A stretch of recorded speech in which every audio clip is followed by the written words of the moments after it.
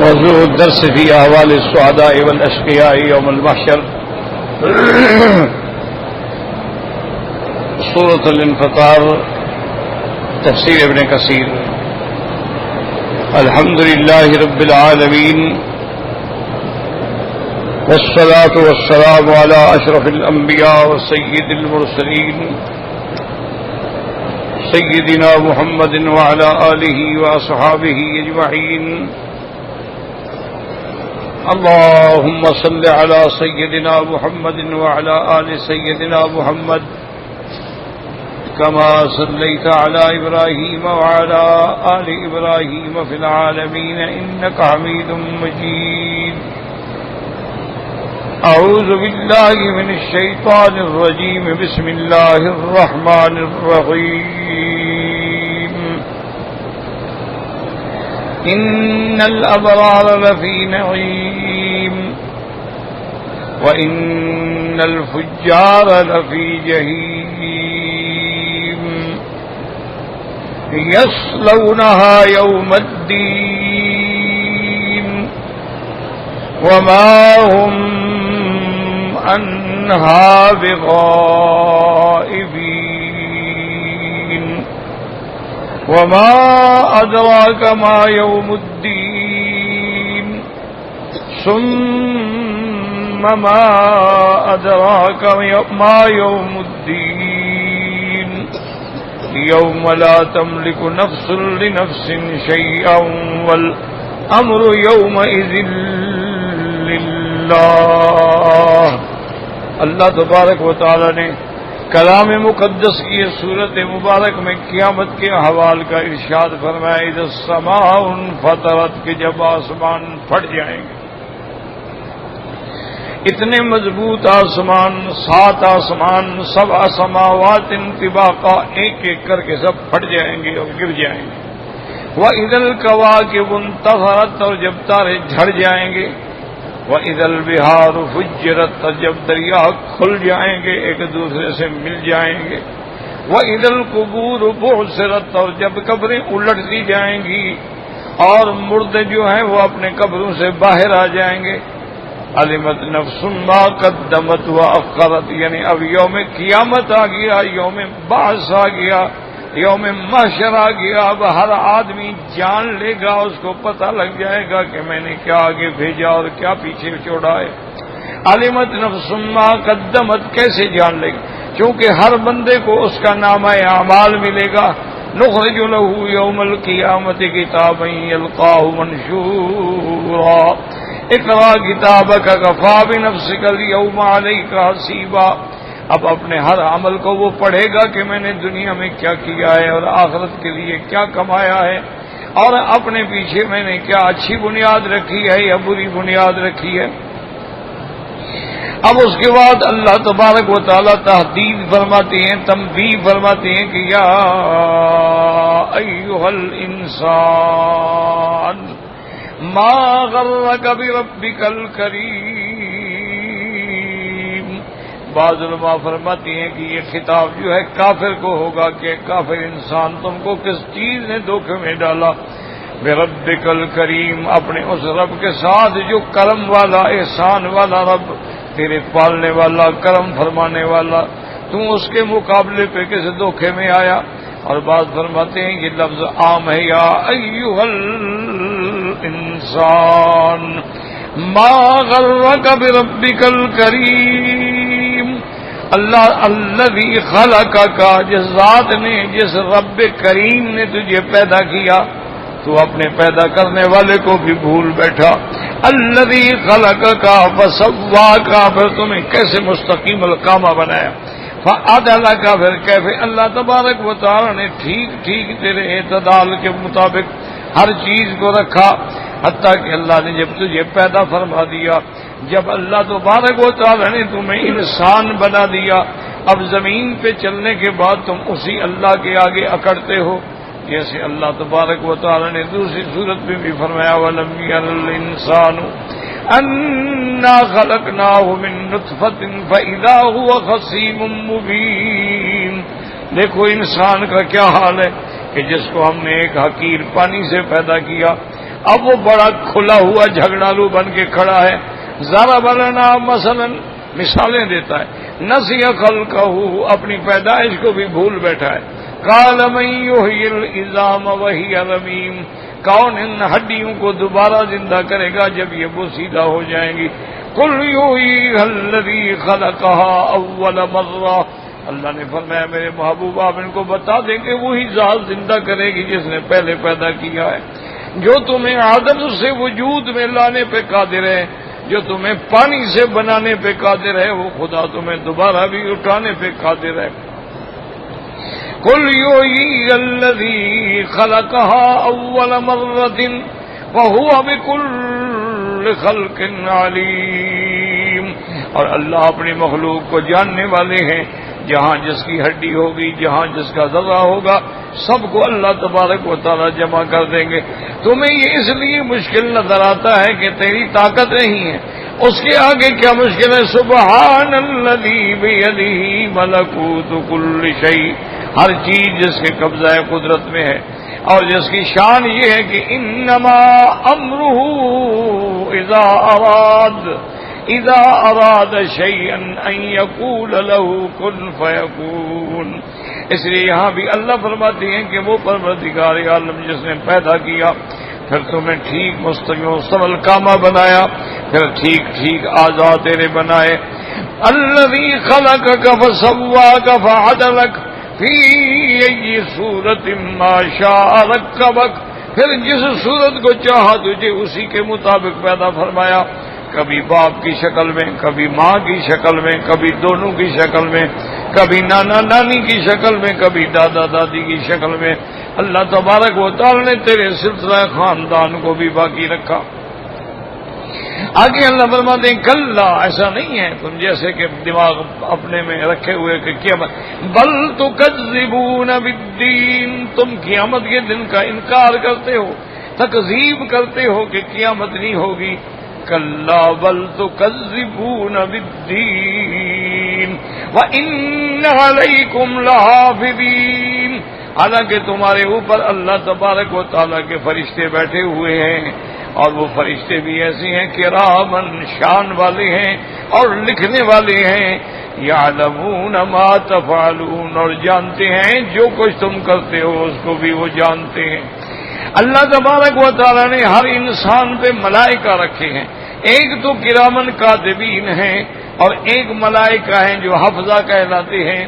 اسی طرح اللہ فرماتے ہیں لہو معقبات من بین یدیہ ومن خلفہ یحفظونہ من امر اللہ. اور اسی طرح اللہ تبارک و تعالی نے دوسرے مقام پہ بھی فرمایا کہ ہم نے تیرے یمین و شمال پہ فرشتے رکھے ہیں, ہر عمل تیرا لکھا جا رہا ہے. یعلمون ما تفعلون, جو تم کرتے ہو وہ جانتے ہیں. اب اس کے بعد اللہ تبارک و تعالی نے ان آیات میں خلاصہ بیان فرمایا, کیونکہ یاد رکھیں کہ دو فریقین ہیں, ایک مومن ہے اور ایک کافر ہے. تو اب قیامت کا دن جو ہے یہ عدل کا دن ہے, عدالت کا دن. اس لیے فرماتے ان الابرار لفی نعیم, وہ جو مومن ہیں اللہ کی اطاعت کرنے والے, ابرار کہتی ہیں بر, اللہ کی اطاعت کرنے والا, اللہ کے فرمان پہ چلنے والا, لفی نعیم, وہ جنت کی نعمتوں کے اندر ہوں گے. ان الابرار لفی نعیم وَإِنَّ الْفُجَّارَ لَفِي جَحِيمٍ, اور کافر جو ہیں وہ جہنم کی آگ میں جلنے والے ہوں گے. یاد رکھو قیامت والے دن ایک تو مومن ہوں گے اور ایک کافر ہوں گے. مومن جو ہے اس کا مقام اصحاب المیمنہ ہے, اس کو دائیں ہاتھ میں نامہ عمل ملے گا. اصحاب المیمنہ ما اصحاب المیمنہ واصحاب المشأمہ ما اصحاب المشأمہ, اور اسی طرح فرمایا اصحاب الیمین ما اصحاب الیمین واصحاب الشمال ما اصحاب الشمال. یاد رکھو یہاں دو کا ذکر ہے, مومن کا اور کافر کا. ایک تیسری قسم ہے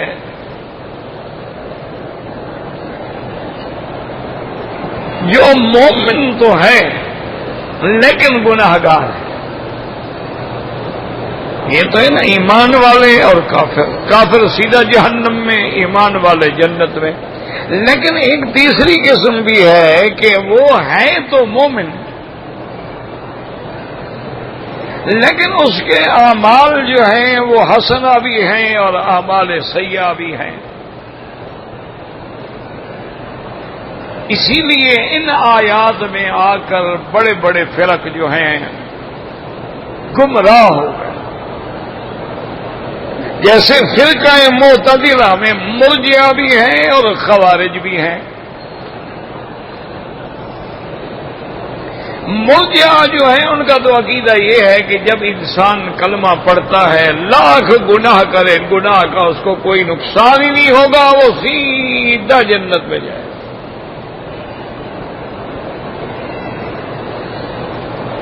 یعنی ان کا عقیدہ بھی اسی طرح ہے گویا کہ جیسے عیسائیوں کا عقیدہ ہے۔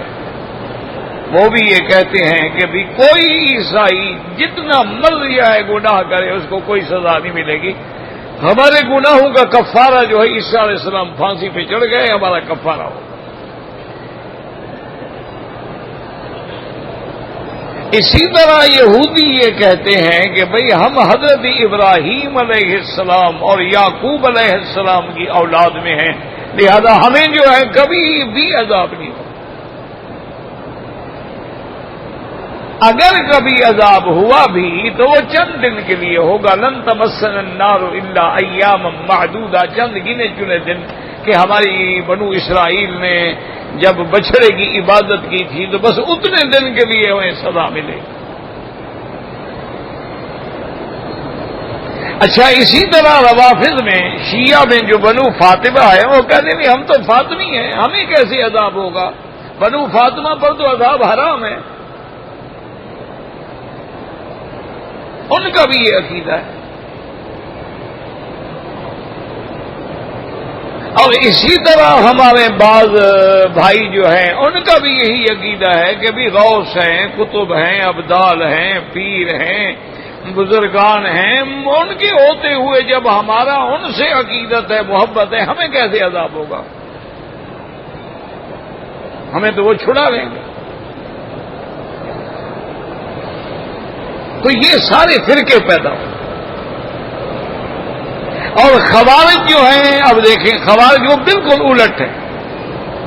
وہ یہ کہتے ہیں کہ اگر کسی بندے نے گناہ کبیرہ کا ارتکاب کیا ہے، مثلا شرابی ہے، زانی ہے، چور ہے، نمام ہے، غیبت کرنے والا ہے، وہ کہتے ہیں وہ ہمیشہ جہنم میں جائے گا، چونکہ وہ فاجر ہے اور اللہ کہتا ہے فجار جو ہے وہ جہنم میں ہوں گے۔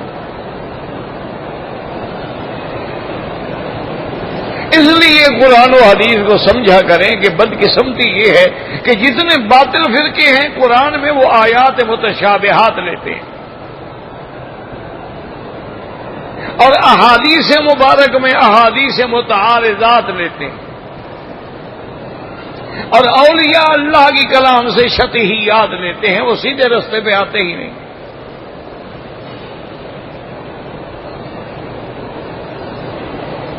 لیکن جو صحیح عقیدہ ہے اہل سنت والجماعت کا، جو عقیدہ ہے اہل سنت والجماعت سے مراد وہ لوگ ہیں جو حضور کے فرمان پر اور صحابہ رحمہم اللہ علیہم اجمعین کے ساتھ اپنا دامن پکڑے ہوئے ہیں، جو بانا علیہ و صحابی بھی ہیں، وہ اہل سنت والجماعت۔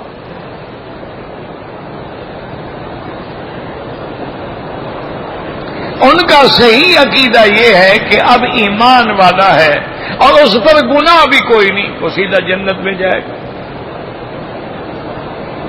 اور کافر ہیں، مشرک ہیں، قادیانی ہیں، مرتد ہیں، وہ سیدھا جہنم میں جائے گا۔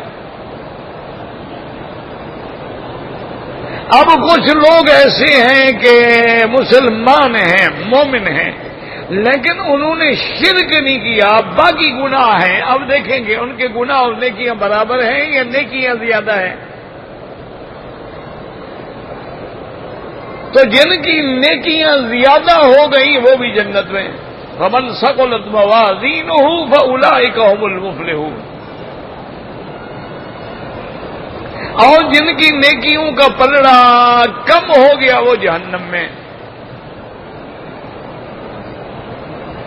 اسی طرح جس بندے کو اللہ نے ایمان دیا ہے لیکن وہ گناہوں میں پڑ گیا، اب اس نے گناہوں سے توبہ کر لی اور موت آئی، وہ بھی سیدھا جنت میں، چونکہ توبہ کے بعد گناہ معاف ہو جاتا ہے.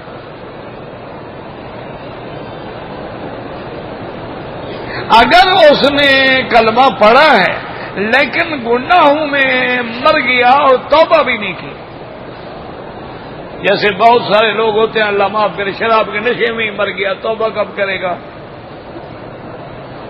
بہت سارے لوگ ہوتے ہیں اللہ معاف کرے چوری کر رہے تھے، گھر والے جاگ گئے، فائر کیا، وہی مر گیا، وہ کب توبہ کرے گا؟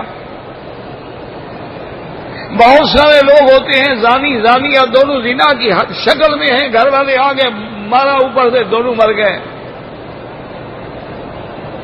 تو ان کا معاملہ جو ہے وہ اللہ تبارک و تعالیٰ کی مشیت کے تابع ہے کہ اگر اللہ چاہیں تو اتنے بڑے گناہگار کو بھی معاف کر دیں، کیوں؟ وہ قادر ہیں. اور ان کا فرمان ہے کہ ان اللہ لا یغفر ان یشرک بہ ویغفر ما دون ذلک لمن یشاء، کہ اللہ تبارک و تعالیٰ اس کی بخشش تو نہیں کریں گے جو شرک کر کے مر گیا، اس کے علاوہ جتنے گناہ ہیں جس کو چاہے معاف کر دیں. اب دیکھیں نا جی کہ باقی گناہوں میں سب سے بڑا گناہ جو ہے وہ قتل ہے، کیونکہ قتل کے لیے اتنی بڑی سخت سزا ہے کہ اللہ پاک نے قرآن میں اتنے سخت الفاظ فرمائے ہیں کہ من یقتل مؤمنا متعمدا فجزاؤہ جہنم خالدا فیہا وغضب اللہ علیہ ولعنہ وأعد له عذابا مہینا. ایک انسان کا قتل کرنا کوئی معمولی بات تو نہیں ہوتی، یہ تو آج کل اللہ عالم درندے ہیں، اللہ عالم یہ کافروں کے ایجنٹ ہیں، اللہ عالم یہ یہودیوں کے خریدے ہوئے لوگ ہیں جو مسلمانوں کے خون سے ہولی کھیل رہے ہیں.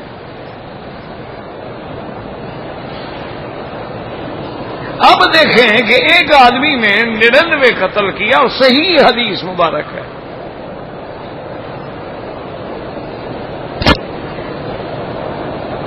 بنو اسرائیل کے زمانے میں اس نے 99 انسانوں کو قتل کیا.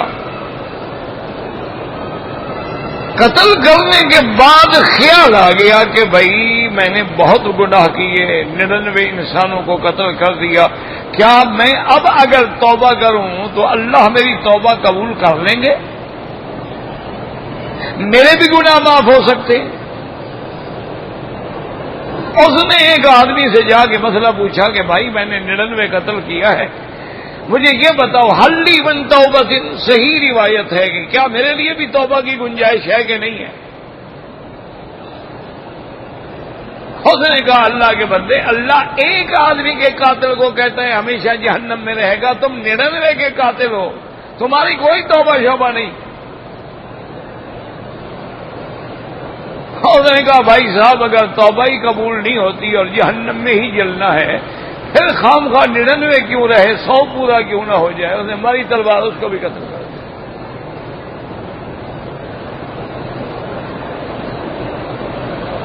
اب جب قتل کر دیا پھر خیال آ گیا، اللہ جب چاہے توبہ کا خیال دل میں ڈال دے. دعا کرو اللہ ہمیں بھی توبہ کی توفیق دے.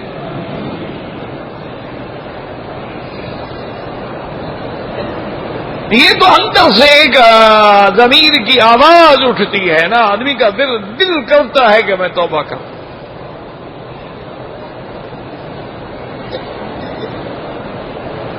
پھر ایک اور بندہ مل گیا، اس سے مسئلہ پوچھا حل لی من توبۃ، میرے لیے کوئی توبہ کی گنجائش ہے؟ اس نے کہا بات سنو، میں عالم نہیں ہوں، جب کوئی مسئلہ ہو تو علماء سے پوچھنا چاہیے. یہ نہیں ہے کہ ہر آدمی جو راستے میں مل جائے اسے مسئلہ پوچھنا شروع کر دو. یہ علماء کا کام ہے. اور سامنے جو بستی ہے اس میں بڑے بڑے علماء رہتے ہیں، وہاں چلے جاؤ کسی عالم سے مل کے مسئلہ پوچھ لو. اور نے کہا ٹھیک. وہ بستی کی طرف چل پڑا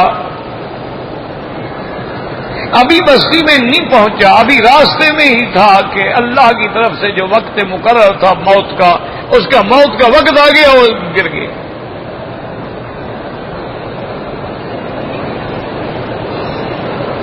اب اس کی موت کے بعد اللہ کے فرشتے دونوں آ گئے، ملائکۃ الرحمہ بھی آ گئے، ملائکۃ العذاب بھی آ گئے۔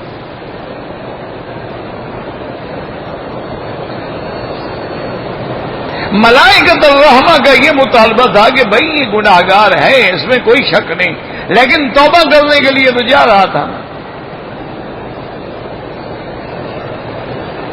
ملائکۃ العذاب نے کہا خدا کے بندے جا رہا تھا، توبہ کی تو نہیں ہے نا، اور 100 آدمی کا قاتل ہے۔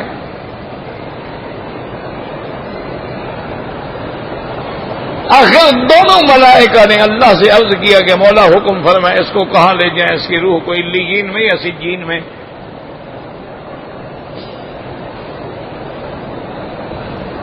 اللہ تبارک و تعالی نے حکم دیا کہ ملائکہ ایسا کرو، ایک وہ بستی ہے جس میں اس نے قتل کیے ہیں، اور ایک وہ بستی ہے جہاں علماء ہیں اور یہ مسئلہ پوچھنے کے لیے جا رہا تھا، اس کی میت سے دونوں کی پیمائش کرو۔ اگر تو بستی قتل والی قریب ہو جائے اس کو لے جاؤ جہنم، اور اگر بستی وہ علماء والی قریب ہو جائے تو اس کو پھر جنت میں لے جاؤ۔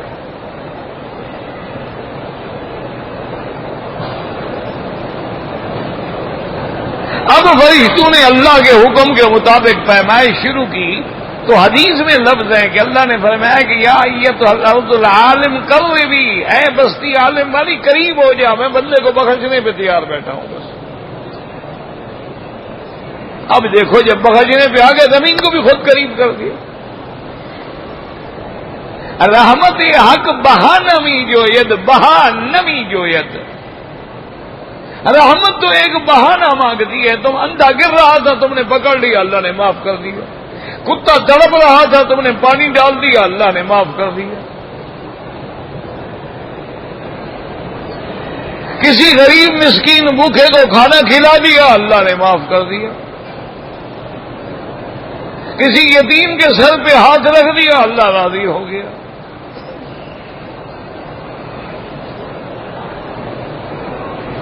قبرستان سے گزرے اور تم نے اپنی قبر کو اور اپنی موت کو یاد کیا اور اللہ کے آگے گڑ گڑا کے ان کے لیے قرآن پڑھا، ان کے لیے دعائیں کی، ان کی مغفرت اللہ سے مانگی کہ یا اللہ اب یہ ساری دنیا سے کٹ کے تیرے حکم کے مطابق قبروں میں پڑے ہیں، نہ کوئی ملنے والا، نہ ان کے پاس کوئی آنے والا، نہ کوئی انس والا، نہ کوئی انیس ہے، نہ کوئی جلیس ہے، ان کی اس حال پہ تو رحم فرما کے ان کی قبروں کو باغ جنت بنا دے۔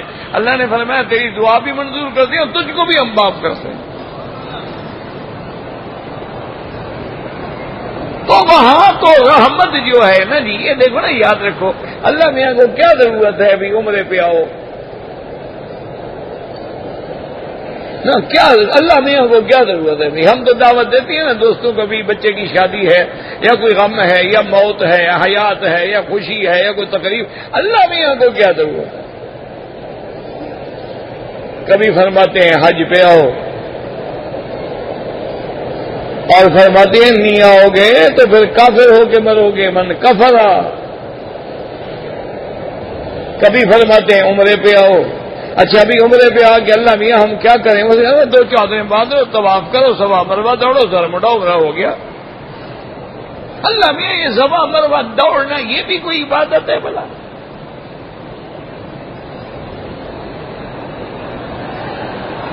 آپ نے تو منع فرمایا ہے کہ نماز اگر کھڑی ہے اور آپ باہر سے آ رہے ہیں تو حضور نے فرمایا دوڑ کے نہ آؤ، علیکم بالسکینہ، آرام سے آؤ، جتنا مل جائے مل جائے، جتنا بچ جائے بعد میں کھڑے ہو کے پوری کر لو، دوڑو نہیں۔ اور یہاں فرماتے نہیں دوڑو۔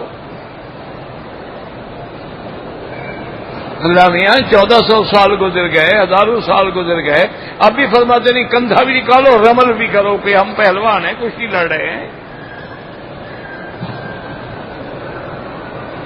کیا ہے؟ کبھی کہتے ہو جی مینا میں آ جاؤ، اچھا جی ابھی رات مینا میں گزاری کرتے، صبح دوڑو جی عرفات پہنچو، ابھی عرفات میں پہنچے سورج غروب ہوا گا، نکلو نکلو جلدی کرو مزدلفہ پہنچو، مزدلفہ میں رات گزری، صبح ہوئی، نماز پڑھی، جلدی کرو جلدی مینا آ جاؤ۔ اچھا اللہ میں اب مینا میں آ گئے ہیں، احرام باندھے ہوئے، اب کیا کریں؟ نہیں شیطان کو کنکریاں مارو۔ بھائی کنکریاں مارنا ہے کیا ان سی عبادت ہے یار؟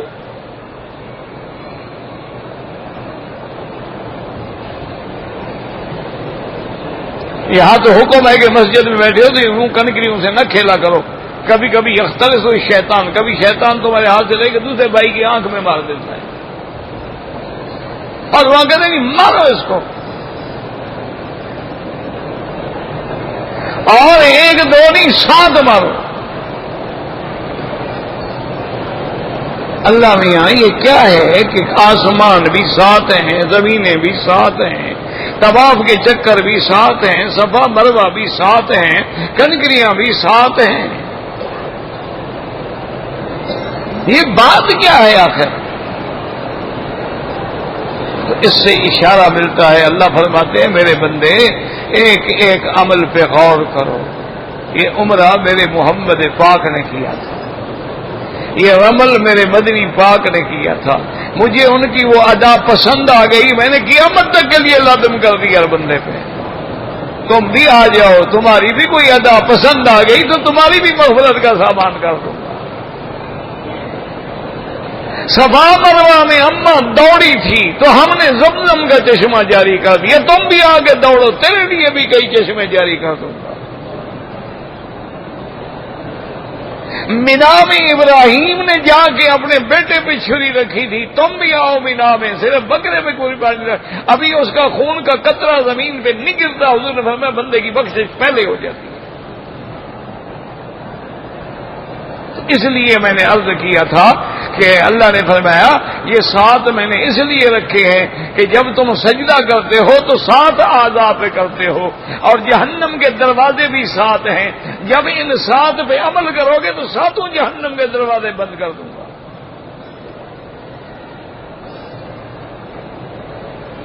یسجد الانسان علی 7 اعضاء، انسان 7 چیزوں پہ سجدہ کرتا ہے، جب 2 ہاتھ رکھو گے، اس کے بعد 2 گھٹنے رکھو گے، 4 2 پاؤں رکھو گے، 6 اور ایک چہرہ رکھو گے 7۔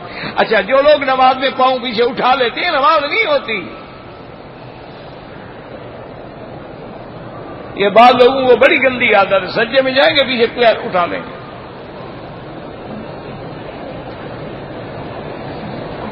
تو اس لیے یاد رکھو اللہ پاک فرماتے ہیں کہ اب قیامت والے دن بندے آ گئے، توبہ کر لی معاف ہو گئے، توبہ نہیں کی اب میری مرضی ہے، چاہوں تو میں عذاب دے دوں اس کے گناہ کے قدر، لیکن نکلے گا ضرور جہنم سے۔ اب میرا اللہ کیسے نکلے گا؟ کہا وہ شفاعت سے نکلے گا، علماء بھی شفاعت کریں گے، قرآن والے بھی شفاعت کریں گے، انبیاء بھی شفاعت کریں گے، اور سب سے بڑی شفاعت تو حضرت محمد مصطفیٰ کریں گے۔ وہ کس کی شفاعت کریں گے؟ کافروں کی تو شفاعت ہوگی نہیں نا، مسئلہ سمجھو، کافر کی شفاعت ہوگی، مانا گناہگار کی شفاعت ہوگی نا۔ کیا شفاعت تو آپ نے فرمایا اہل الکبائر من امتی، میرے امت کے کبیرہ گناہوں والے جو ہے میں ان کی شفاعت کروں، تو معلوم ہوا کہ گناہگار ہمیشہ جہنم میں نہیں رہے گا، کافر ہمیشہ جہنم میں رہے گا، لیکن من قال لا الہ الا اللہ دخل الجنہ۔ تو اس لیے ہمیشہ یاد رکھیں، قرآن پڑھیں تو قرآن کی ساری آیتوں کو سامنے رکھیں، صرف ان الفجار فی جہیم کو تو سامنے رکھ دیا، لیکن یا عبادی الذین اسرفوا علی انفسہم لا تقنطوا من رحمت اللہ ان اللہ یغفر الذنوب جميعا انہ هو الغفور الرحیم، اس آیت کو چھوڑ دیا۔ ان اللہ لا یغفر ان یشرک بہ ویغفر ما دون ذلک لمن یشاء، اس آیت کو چھوڑ دیا۔ اس لیے ہمیشہ یاد رکھیں باطل فرقے جو ہیں ان کی عادت یہ ہوتی ہے قرآن میں متشابہات اور حدیث میں متعارضات اور اولیاء اللہ میں شطحیات، وہ جو ان نے کوئی بات بھول میں اپنے غفلت میں کہہ ڈالی ہے اسی کو لے کے دوڑ پڑیں گے، ان کے عقل والی باتوں کو نہیں لیں گے کہ باقی باتیں بھی تو پڑھو نا ان کی۔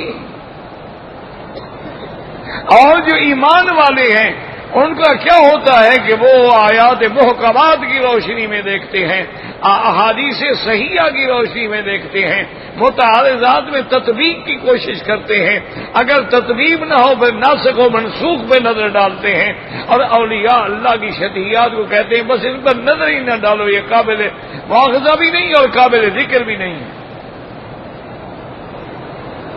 اس لیے اللہ نے یہاں فرمایا، اور یہاں دو کا تقابل ہے، ابرار سے مراد ایمان والے، فجار سے مراد کافر ہیں۔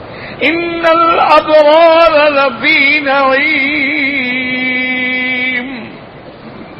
وان الفجار لفی جحیم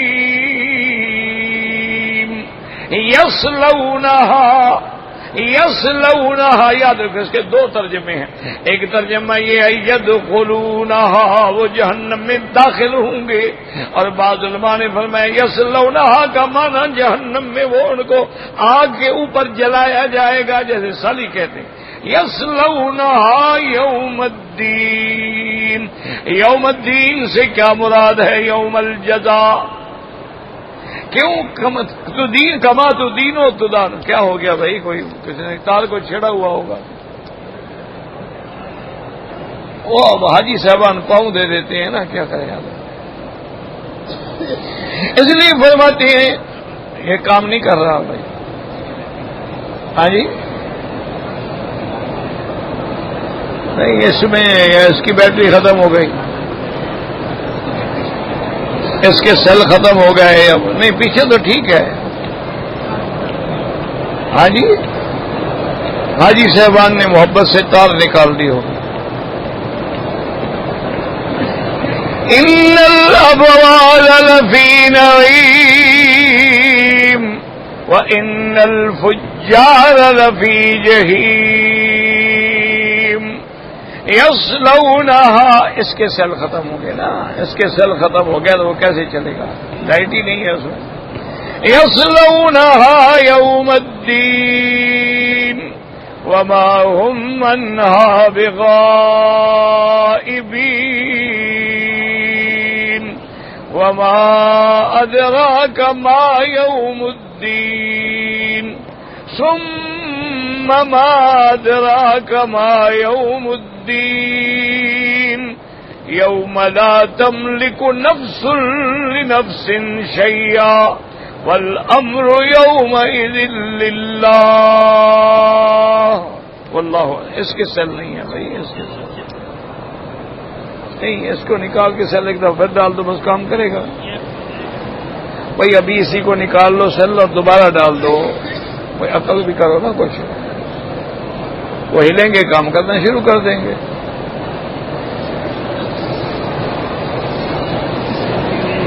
ہاں جی اس میں وہ بیٹری دوسری ہے، کھول کے پھر لگا دو کوئی بات نہیں، ہاں اس کو پھر لگا دو۔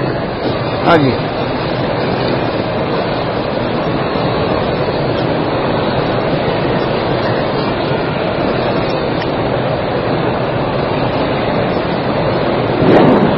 کرے گا کام، کیوں نہیں کرے گا؟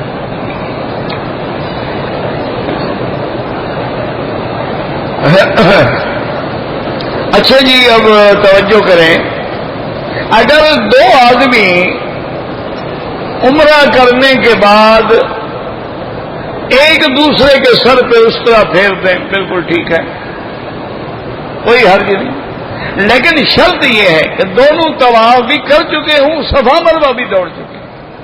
اب اگر کسی ایک کا کام باقی ہے پھر دم پڑ جائے گی، یعنی دونوں طواف بھی کر چکے، صفا مروہ بھی دوڑ چکے، اب سر مونڈنا ہے، اپنا مونڈ لیں یا ایک دوسرے کا مونڈ لیں، جائز ہے، کوئی دم نہیں ہے۔ نماز کے سامنے سے گزرنا یہاں بھی منع ہے، ہر جگہ منع ہے۔ باقاعدہ احادیث مبارک میں حضور صلی اللہ علیہ وسلم نے سخت وعید بیان فرمائی ہے، صرف طواف والے اگر گزر رہے ہیں آگے تو ان کے لیے کوئی گناہ نہیں ہے، باقی بالکل نہیں گزرنا چاہیے۔ اچھا جو لوگ گزرتے ہیں ان کو احتیاط کی، اگر مجبوری ہے تو پھر سجدے کی جگہ سے دور گزریں۔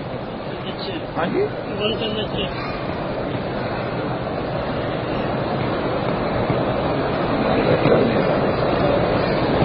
نہیں ابھی تو ٹھیک ہو گیا تھا، پھر کیا ہو گیا؟ ابھی ٹھیک ہو گیا تھا، پھر کیا ہو گیا؟ کوئی بیٹری نہیں ہے، بات تو یہی ہے کہ بیٹری نہیں ہے بھائی، اس میں کچھ نہیں، اس کے سیل نہیں، اس کی بیٹری نہیں ہے، اس کی بیٹری نہیں ہے،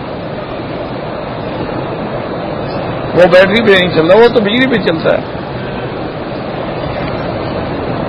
اسی کو کھول کے اب کام کر رہا ہے. بہرحال نمازی کے آگے نہ گزرے، مجبوری ہو تو سجدے کی جگہ سے دور گزریں.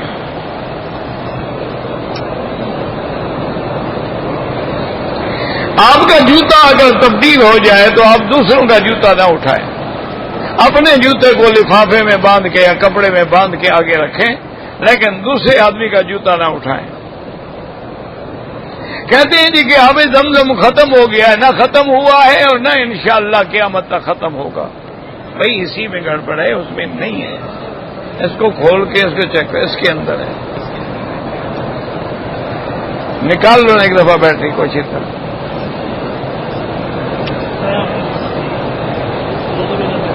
ہاں ختم ہو گئی ہے نا؟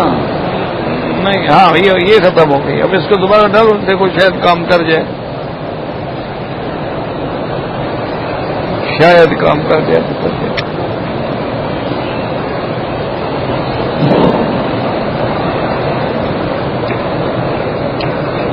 بہرحال بھی زمزم نہ کم ہوا ہے، نہ انشاءاللہ قیامت تک کم ہوگا.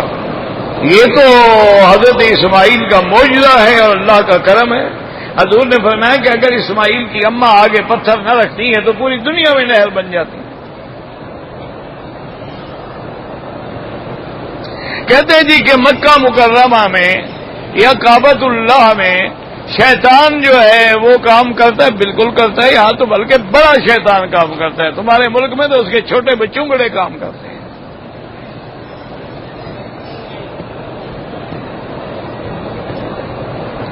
اگر آدمی نے عمرے سے فارغ ہونے کے بعد اپنے گھر جا کر اپنے سر پہ ٹک لگائے تو دم پڑ جائے گی، اپنے پورے بال مونڈ لے تو کوئی دم نہیں پڑے گی.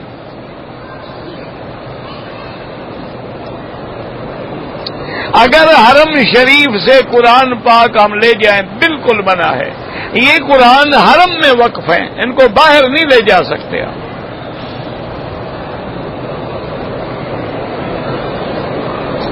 میں نے سرکاری فوجی بینک میں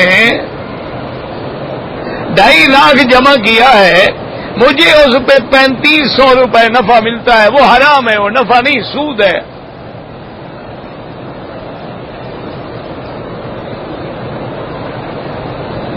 کہتے جی کہ اسلام کی روح سے میاں بیوی کتنی مدت تک علیحدہ رہ سکتے ہیں؟ زیادہ سے زیادہ 6 مہینے. حضرت عمر نے حکم نامہ جاری کر دیا تھا. فرض نماز کے سجدے میں تسبیحات کہیں یا وہ دعائیں مانگیں جو احادیث مبارک میں موجود ہیں. یا مقلب القلوب ثبت قلبی علی دینک، اللہم انا نسألک العفو والعافیہ، رب اعنی علی ذکرک و شکرک و حسن عبادتک. اپنی دعائیں نہیں مانگنی اپنی زبان میں.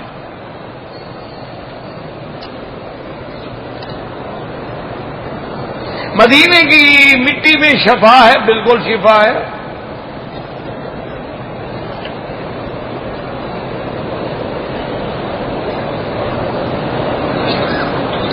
ہم نے فلائٹ پکڑی لاہور سے بحرین.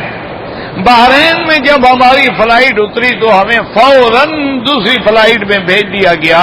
ہم وضو نہیں کر سکے، بغیر وضو کے ہم نے احرام کی نیت کر لی، کوئی حرج نہیں.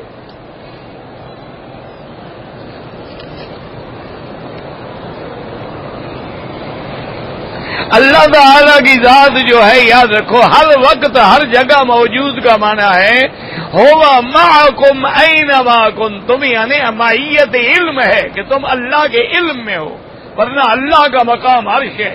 یہ کوئی اختلافی مسئلہ نہیں ہے. تو قرآن میں 17 آیتیں ہیں. اللہ تبارک و تعالی نے ارشاد فرمایا تھا موسیٰ علیہ السلام اور ہارون علیہ السلام کو. چلو کھول لو جلدی جلدی.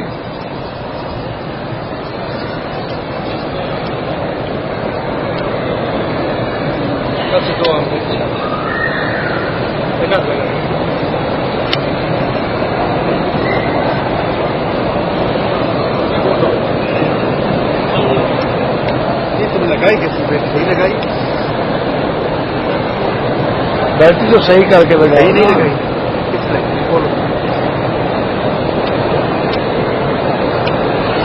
جمع منفی ہوتا ہے آگے نشان ہوگا نا اسی کے مطابق لگاؤ. یہ بھی خالی ہے ہو سکتا ہے یہ بھی خالی. دیکھو تم الٹا لگا رہے تھے بس. خیر خیر بس ٹھیک ہے انشاءاللہ ٹھیک ہو گیا. وہی بیٹری ہے. تو بہرحال گزارش یہ ہے جی کہ اللہ تبارک و تعالی ہر جگہ موجود کا معنی ہوتا ہے معیت علم ہے. ہوا معکم اینما کنتم. جیسے حضور نے فرمایا تھا حضرت ابو بکر سے ان اللہ معنا، یہ معنی نہیں کہ غار میں، اللہ کے علم میں ہے، اللہ کی نصرت میں ہے. جیسے خود قرآن نے یہ ترجمہ بتلا دیا اذهبا الى فرعون انه طغى. اللہ نے فرمایا موسیٰ علیہ السلام جاؤ فرعون کے پاس. انہوں نے کہا یا اللہ ہم تو ڈرتے ہیں فرعون بڑا ظالم. فرمایا لا تخافا، بالکل نہ ڈر، اننی معکما، میں جو تم دونوں کے ساتھ ہوں. کیسے ساتھ ہوں؟ اسمع و ارا، میں ہر بات سنتا بھی ہوں دیکھتا بھی. یہ معنی نہیں ہوتا کہ بندے کے ساتھ ہیں.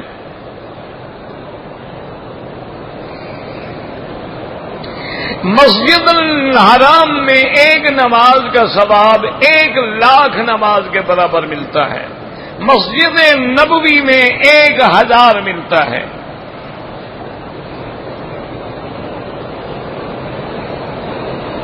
کہتے ہیں جی کہ مرد اور عورت دونوں اہل سنت والجماعت تھے. پھر اس کا خامن جو ہے وہ شیعہ ہو گیا. بھائی اب شیعہ ہو جانا تو بعد ہی دیکھنا پڑے گا نا. شیعہ ہو کہ وہ قرآن کو مانتا ہے یا منکر ہے؟ شیعہ ہو کہ وہ صداقت صدیق کو مانتا ہے یا منکر ہے؟ شیعہ ہو کہ سیدہ عائشہ کی عصمت کو مانتا ہے کہ منکر ہے؟ اگر منکر ہے پھر تو کافر ہو گیا، نکاح نہیں رہے گا.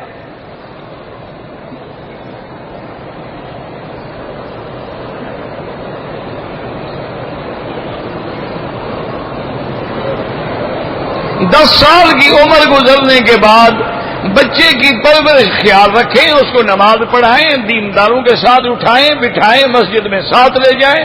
نہ پڑھے تو مار کے بھی پڑھا سکتے ہیں.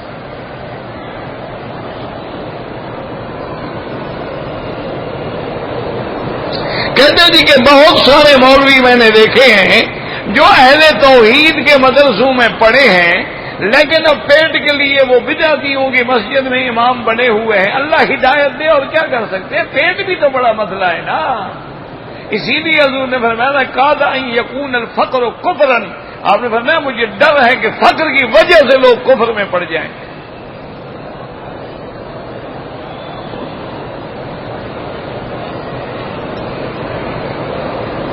محرم مجرم بن جائیں تو کیا کریں؟ اللہ کی طرف رجوع کریں.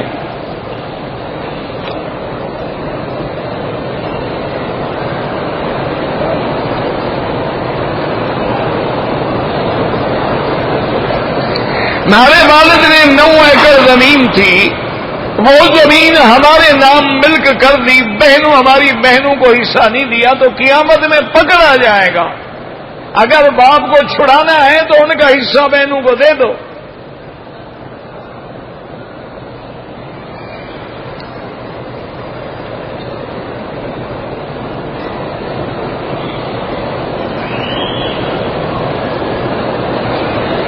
کہتے جی مزدلفہ میں ہم سو گئے تو کپڑا بھی چہرے پہ ڈال. اللہ معاف کرے، جو گزر گیا خدا معاف کر دے. آمدن نہ ڈالو. انسان ہے، سردی لگے گی تو کیا کرے گا؟ عورتوں کا نامحرم سے مسافہ کرنا بالکل حرام. بات کرنا حرام ہے. تم ہاتھ ملا رہے ہو، جب ہاتھ مل گئے تو باقی بچ کیا گیا؟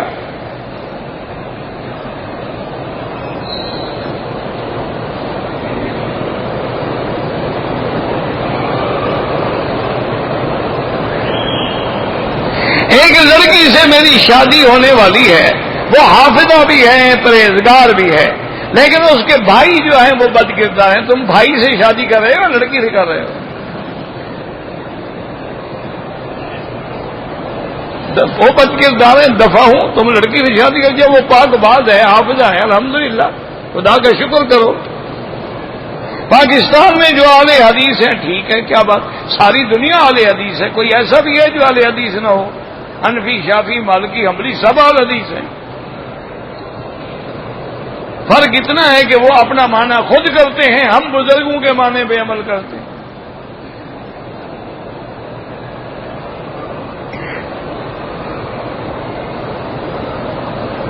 کہتے ہیں جی کہ دریائے نیل میں جو لڑکی کا واقعہ یہ من گھڑت ہے، چلو ان کو پتہ لگا ہوگا، ہمیں تو بہرحال تمام دنیا کی تواریخ میں یہ موجود ہے. حضرت عمر کا خط بھی موجود ہے.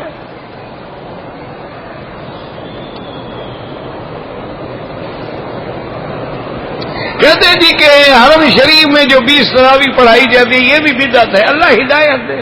یہاں کے ائمہ علماء ہیں، یاد رکھو، وہ کوئی کام قرآن و سنت کے خلاف نہیں کرتے، اور یہ 1400 سال سے متواتر عمل ہے جو چلا آ رہا. نماز جنازہ پہلی تکبیر میں ثنا ہے، پھر درود ہے، پھر دعا ہے. اور حنابلہ کے نزدیک پہلی تکبیر کے بعد فاتحہ ہے، پھر درود ہے، پھر دعا ہے. یہ فروعی مسئلے ہیں اللہ کے بندے، کوئی لڑائی والے مسئلے ہیں ہی نہیں. اپنے وقت ضائع نہ کرو، اپنے دین کا فکر کرو.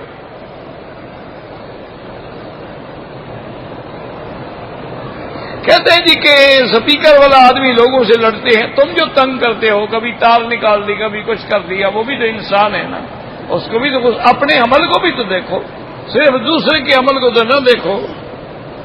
کہتے ہیں جی کہ امام اشعری ان کے بارے میں دارالفتاء سے جا کے پوچھو.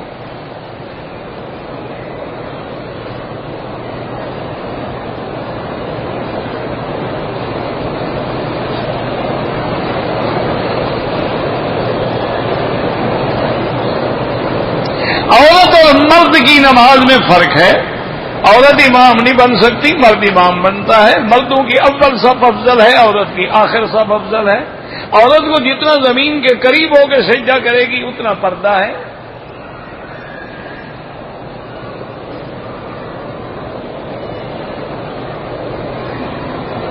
عمرہ پورا کر کے اب جدے چلے گئے، اسی دن واپس ہو گئے. جدے کی میقات سے عمرہ واجب ہو گیا کیا؟ آپ تو چلے گئے، پھر واجب کیا ہو گیا؟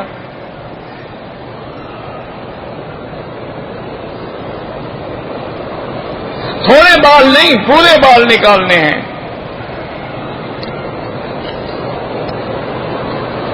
اگر عزیز فوت ہو گئے ہیں تو ان کا عمرہ کریں، زندہ ہے تو نہیں. باقی آپ اگر صحابہ کے لیے بھی کرنا چاہتے ہیں، نفلی عبادت ہے، اپنے لیے کریں اور دعا کریں کہ اللہ اس کا ثواب فلاں کو عطا فرما. عصر کے بعد حنفی مسلک پہ کوئی نفل نہیں پڑھ سکتے، اور حنابلہ کے نزدیک بھی یہ ہے کہ اگر ضرورت ہے، جیسے طواف کیا 2 رکعت پڑھ لے.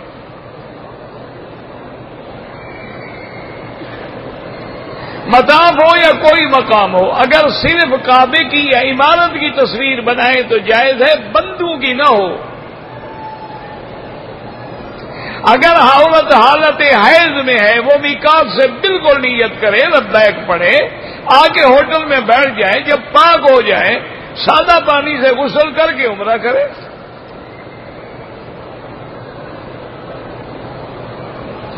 کہتے ہیں جی کہ یہاں حرم میں مطاف میں لوگ کھجور تقسیم کرتے ہیں، بالکل لے سکتے ہیں آپ. یہ کوئی زکوٰۃ تو نہیں دے رہے، وہ اتنا خیرات ہے. میرا ایک دوست ہے، بیمار ہے کینسر، اللہ شفا عطا فرمائے، اللہ ہر بیمار کو شفا عطا فرمائے. میں احرام کی حالت میں تھا، پسینہ آ گیا تو میں نے احرام کی چادر سے اپنا منہ صاف کیا، کوئی حرج نہیں. اگر ایک آدمی نے دم دینی تھی، اس نے مکے میں دم ادا نہیں کیا، اپنے وطن چلا گیا، دم مکے میں ہی دینی ہوگی. اس کو چاہیے کہ کسی دوست کے ذمے لگا دے، اس کو پیسے دے، وہ یہاں دم کر دے.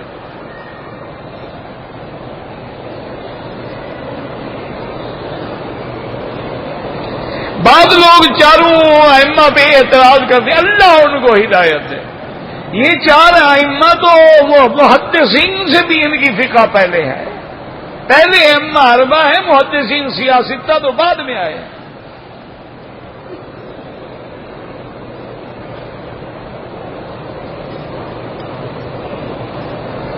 کسی بزرگ کی قبر پہ بکرا لے جا کے ذبح کرنا بالکل حرام ہے. وما احل به لغیر اللہ، اللہ کے سوا کسی غیر کی قبر پہ، غیر کے آستان پہ، غیر کے نام پہ بھی آپ ذبح نہیں کر سکتے.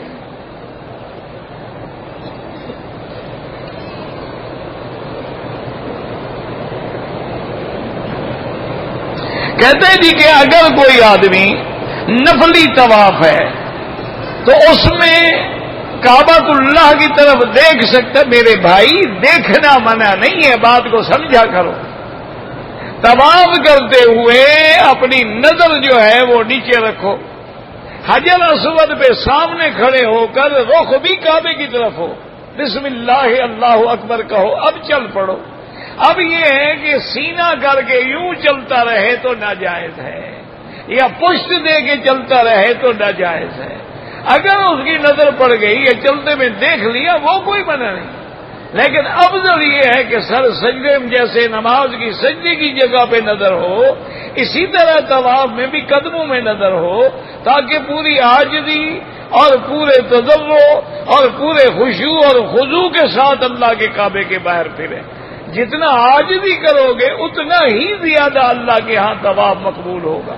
اب ہم رکن یمانی پہ آ گئے، اب ہم ٹھہر جائیں گے. اب یہ طواف نہیں ہے، وقوف ہے. ہم ٹھہر گئے، اب ادھر رخ کر کے ہم نے ہاتھ لگا لیا، بسم اللہ اللہ اکبر، میں کوئی حرج نہیں ہے.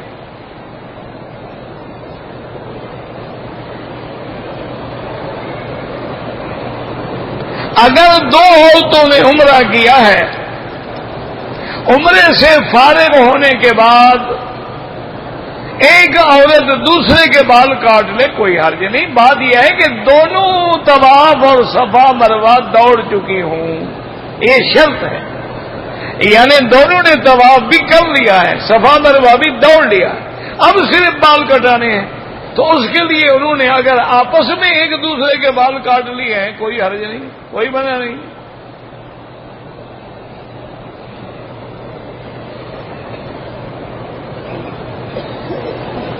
کہتے ہیں جی کہ میں نے عمرہ کیا، طواف اور صفا مروہ دوڑنے کے بعد 24 گھنٹے گزرنے کے بعد میں نے بال کاٹ. 24 گھنٹے مانا ہے کہ تم نے سلے ہوئے کپڑے پہن لیے، یا اگر تم احرام کی چادروں میں رہے تم نے کپڑے نہیں بدلے، کوئی حرج نہیں. اگر تم نے کپڑے سلے ہوئے پہن لیے 24 گھنٹے تو ایک بکری دم پڑ گئی، کیونکہ سلا ہوا کپڑا پہننا احرام کی حالت میں حرام ہے. اور احرام سے تم کب نکلو گے؟ جب سر منڈاؤ گے، کیونکہ تم نے ابھی حلق نہیں کرایا، قصر نہیں کرایا، اور سلا ہوا کپڑا پہن لیا تو صاف ظاہر ہے کہ دم پڑ گئی.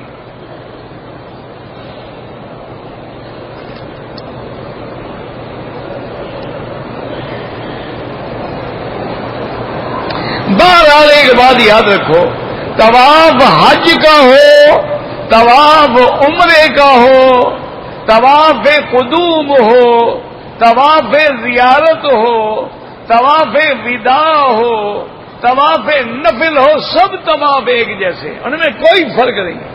صرف نیت میں فرق ہوتا ہے کہ یہ میرا حج کا طواف ہے، یہ میرا قدوم کا طواف ہے، یہ میرے عمرے کا طواف ہے، یہ میرا نفل طواف ہے. جیسے نماز پڑھتے ہیں آپ تو صرف نیت میں فرق ہوتا ہے نا کہ یہ ظہر ہے یا عصر ہے، ورنہ اس کی بھی 4 رکعتیں ہیں، اس کی بھی 4 رکعتیں ہیں.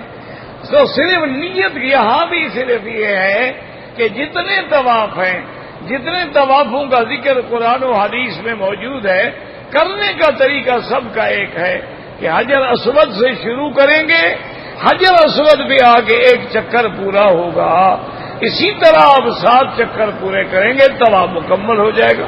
واللہ اعلم. اللهم صل على سيدنا محمد وعلى آل سيدنا محمد كما صليت على إبراهيم وعلى آل إبراهيم في العالمين إنك حميد مجيد.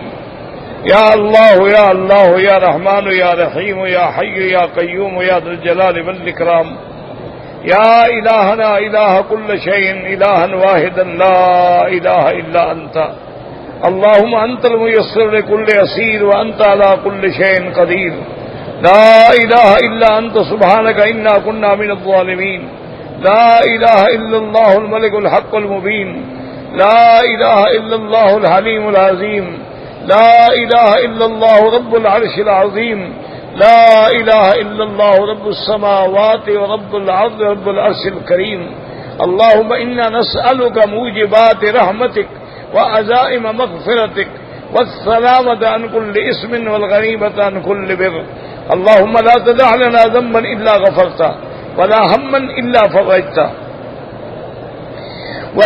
إلا فرجته ولا عيبا إلا سترته ولا كربا إلا نفسته ولا ضالا إلا هديته ولا فسادا إلا أصلحته ولا مريضا إلا شافيته ولا حيا إلا هديته ولا ميتا إلا رحمته ولا حاجة من حوائج الدنيا والآخرة إلا قضيتها ويسرتها يا أرحم الراحمين اللهم لا تجعلنا من القانتين ولا تردنا عن بابك خائبين يا أرحم الراحمين يا أكرم الأكرمين يا أجود الأجودين یا اللہ بیماروں کو شفا عطا فرما یا اللہ بیماروں کو شفا عطا فرما بے حیاؤں کو حیا عطا فرما بے دینوں کو دین عطا فرما بے اولادوں کو اولاد عطا فرما قرض داروں کے قرض عطا فرما جن کا رزق تنگ ہے ان کے رزق میں برکتیں عطا فرما یا الہ العالمین عالم اسلام کی حفاظت فرما یا اللہ بلاد اسلامیہ کی حفاظت فرما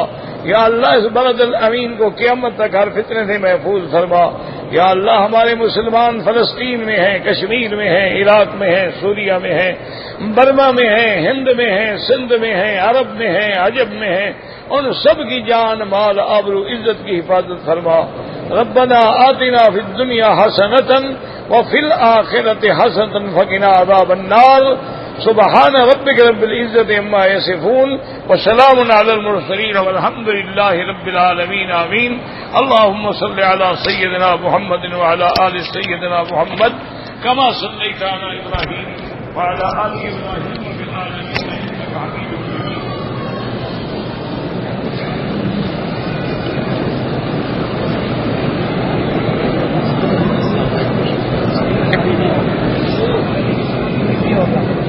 اس میں تو